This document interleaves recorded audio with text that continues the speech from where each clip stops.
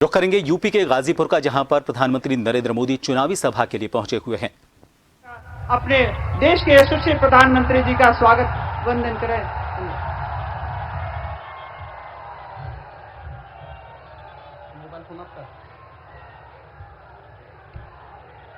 भारत माता की, भारत माता की, भारत माता की, वंदे वंदे वंदे। भारत के अंदर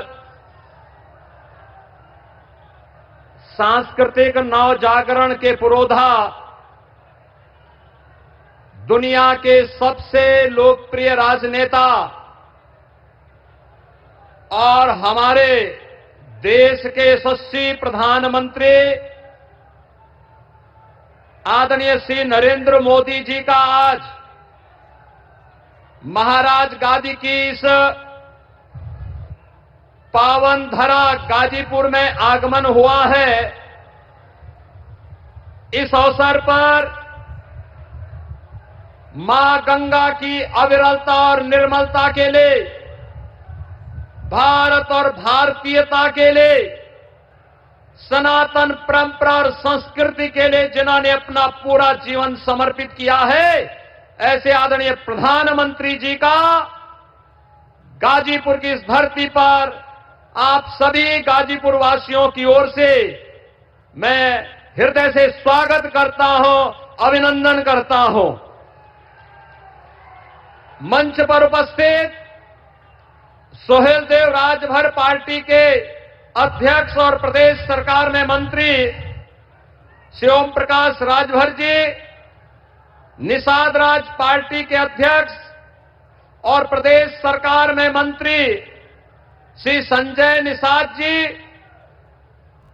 राज्यसभा की माननीय सांसद श्रीमती संगीता बलवंत बिंद जी, राज्यसभा के माननीय सांसद श्री अमरपाल मौर्य जी, विधान परिषद सदस्य श्री विशाल सिंह चंचल जी, आज के इस कार्यक्रम में उपस्थित भारतीय जनता पार्टी के हमारे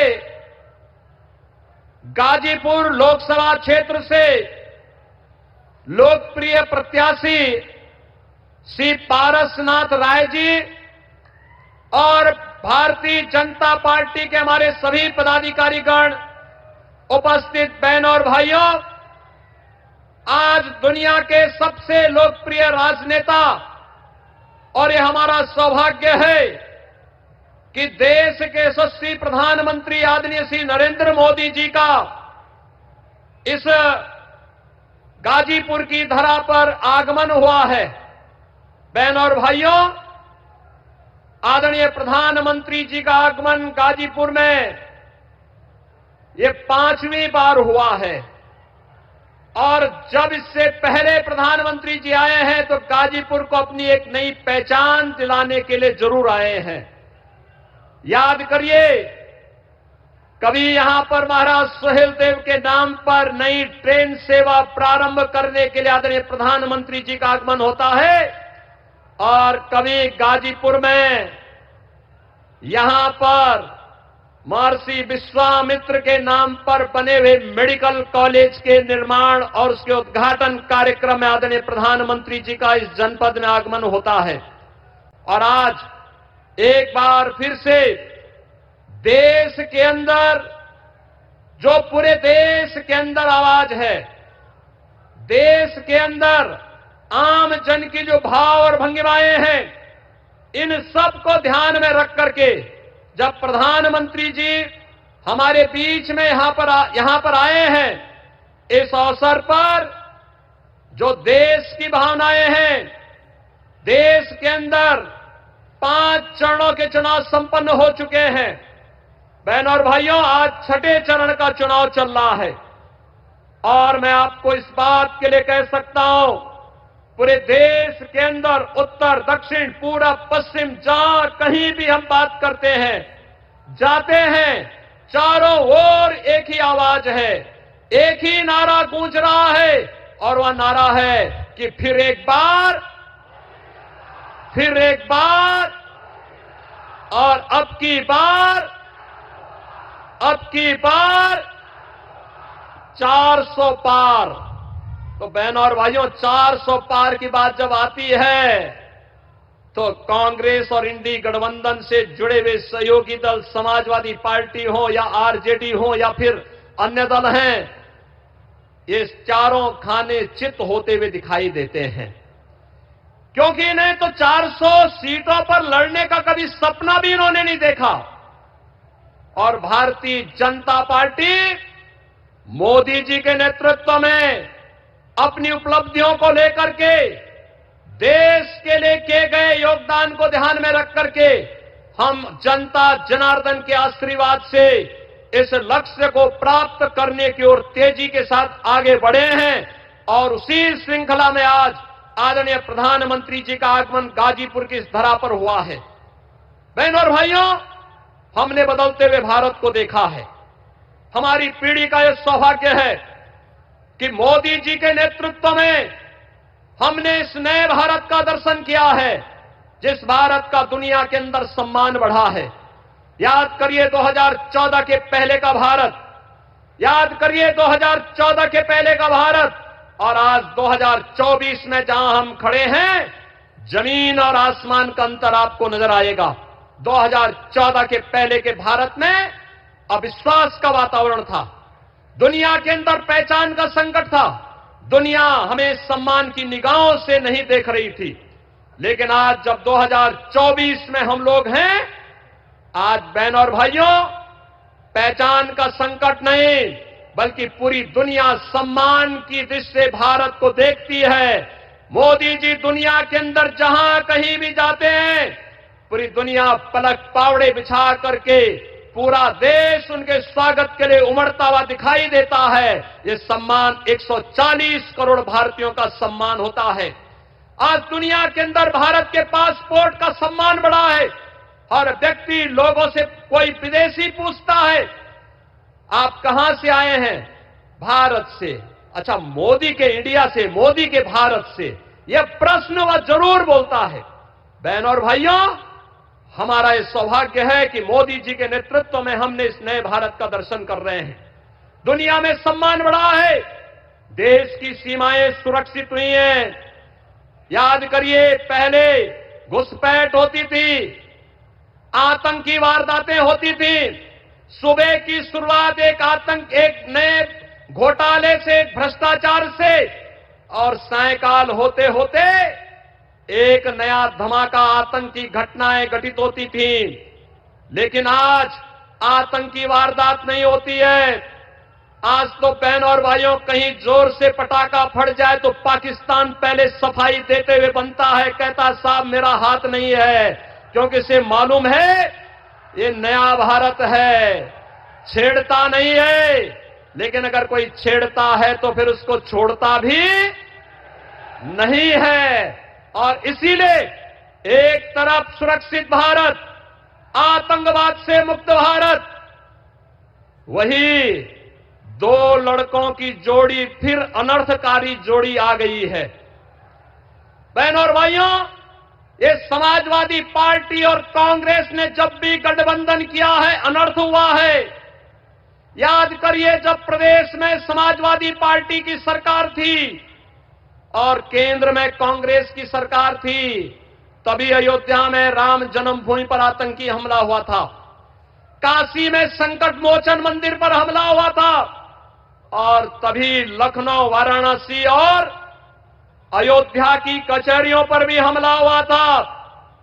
और जब समाजवादी पार्टी की सरकार फिर से प्रदेश में बनी थी और केंद्र में कांग्रेस की सरकार थी, तो समाजवादी पार्टी ने जो राम भक्तों पर गोली चलाती है, यह सरकार उस समय मुकदमों, आतंकवादियों के मुकदमों को भी वापस लेती है। लेकिन आज मोदी जी के नेतृत्व में भारत आतंकवाद और नक्सलवाद से मुक्त हुआ, और विकास की योजनाओं की तो कहने ही क्या है। आज हाईवे 4 लेन, 6 लेन, 12 लेन के हाईवे बन रहे हैं। गाजीपुर से पहले लखनऊ जाने के लिए हम लोगों को 8 घंटे लगते थे। आज बहनों और भाइयों, गाजीपुर से 3.5 घंटे में आप लखनऊ की दूरी पूर्वांचल एक्सप्रेसवे के माध्यम से पूरी कर सकते हैं।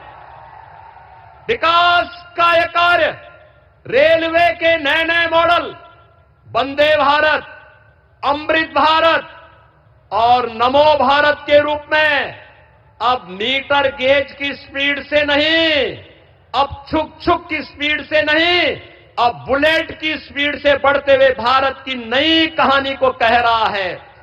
बहनों और भाइयों, AIIMS, IIT, IIM, NIT, triple IT, world class university का एक सौगात, और 1 डिस्ट्रिक्ट 1 मेडिकल कॉलेज में आपके गाजीपुर में कोई कल्पना करता था मेडिकल कॉलेज होगा?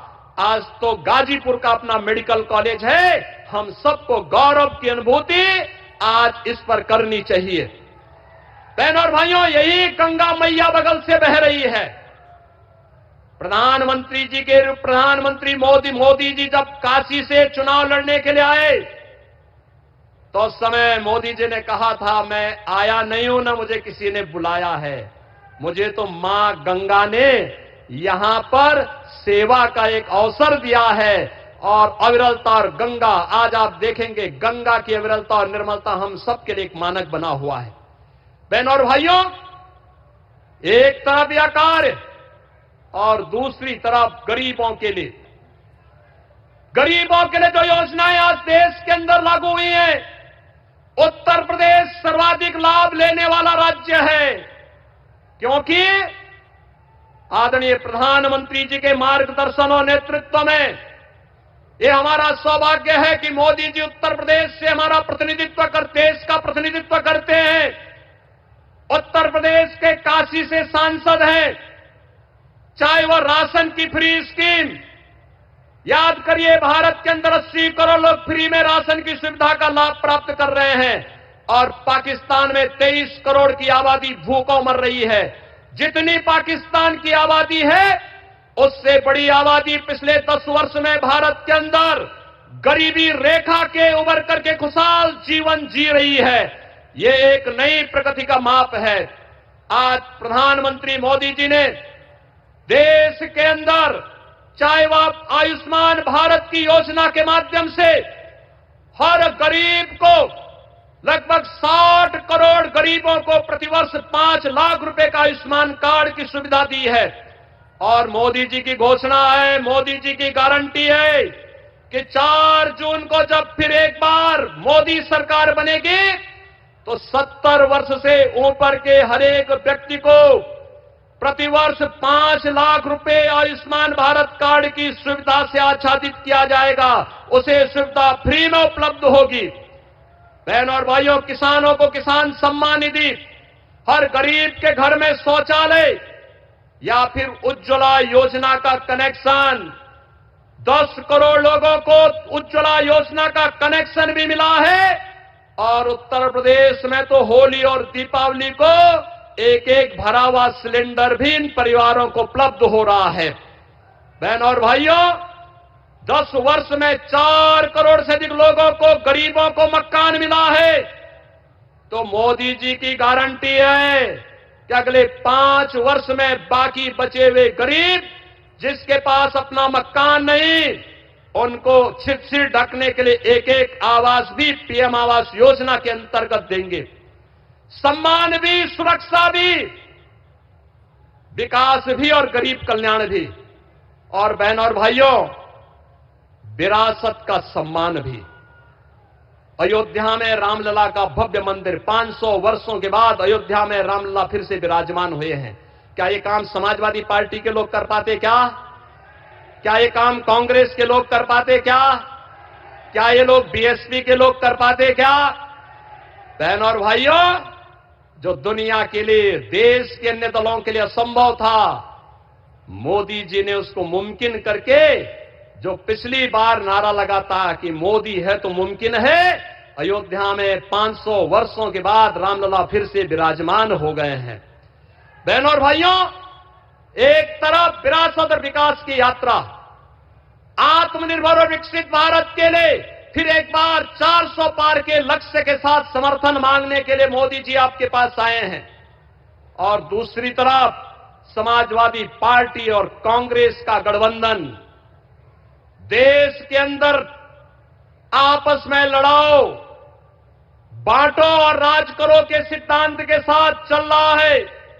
पहले देश को बांटा, फिर क्षेत्र और भाषा के आधार पर विभाजन किया, और अब जाति जाति में लड़ाने का कार्य करने के लिए लोग फिर से आए हैं।